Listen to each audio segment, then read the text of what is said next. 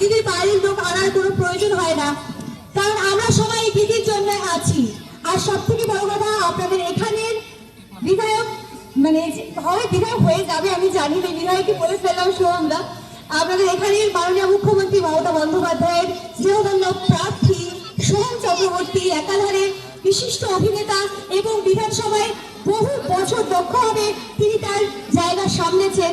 এবার তিনি তাকে এই করিমপুরের মানুষদের সামলানোর দায়িত্ব দিয়েছেন।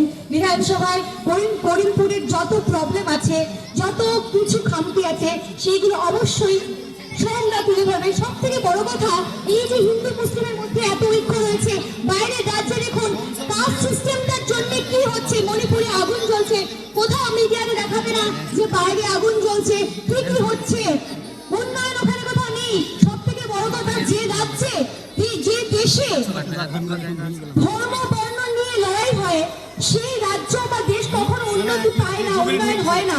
আমাদের যে ছোট ছোট ছেলেমেয়েরা আছে, তারা হিন্দু মুসলিম একসাথে স্কুলে টিফিন খাবে, তারা কি শিখবে যে ও হিন্দু ওর সাথে কথা বলবো না, ও মুসলিম ওর সাথে কথা বলবো না? তাই যদি হতো, এই করিমপুরের মানুষ একসাথে এইভাবে এক সুতোয় বেঁধে থাকতো না।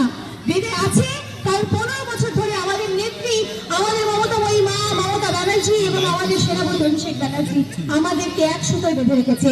সেই সম্প্রীতির বাংলা যাতে এক থাকে, উন্নয়ন যাতে বজায় থাকে, আরো উন্নয়নের দিকে যাতে আমরা আরো এক ধাপ এগিয়ে যেতে পারি, শান্তিপূর্ণ পরিস্থিতি যাতে বজায় থাকে, তার জন্যই আমাদের প্রত্যেকটা বিধানসভা কেন্দ্রে তৃণমূল কংগ্রেস প্রার্থীকে বিপুল ভোটে জয়ী করার দরকার। এবং আপনাদের এখানে সোহম চক্রবর্তী, আমার ভীষণ প্রিয় দাদা সোহম চক্রবর্তীকে এখানে দরকার। আপনারা তাকে এইবারে আসন্ন ভোটে বিপুল ভোটে জয়যুক্ত করুন, যাতে করে তিনি বিধানসভায় আপনাদের যা সমস্যা আছে সেগুলো নিয়ে ভাবতে পারে, আপনাদের উন্নয়ন নিয়ে ভাবতে পারে। অন্য কারোর হাতে নিজেদের জীবনের অধিকার তুলে দেবেন না, নিজেদের বাঁচার অধিকার তুলে দেবেন না। আপনারা কি পড়বেন, কি খাবেন, কোন ভাষায় কথা বলবেন, সেই অধিকার কারোর কাছে তুলে দেবেন না। আমরা 2026 সালে এসে দাঁড়িয়েছি, অনেক উন্নতি হয়েছে, অনেক উন্নয়ন হয়েছে, আর শুধুমাত্র উন্নয়ন নিয়ে আমরা ভাববো।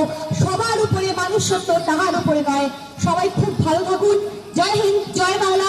নেতা মমতা ব্যানার্জি জিন্দাবাদ, নেতা অভিষেক ব্যানার্জি জিন্দাবাদ, সোহম চক্রবর্তী জিন্দাবাদ। জয় বাংলা।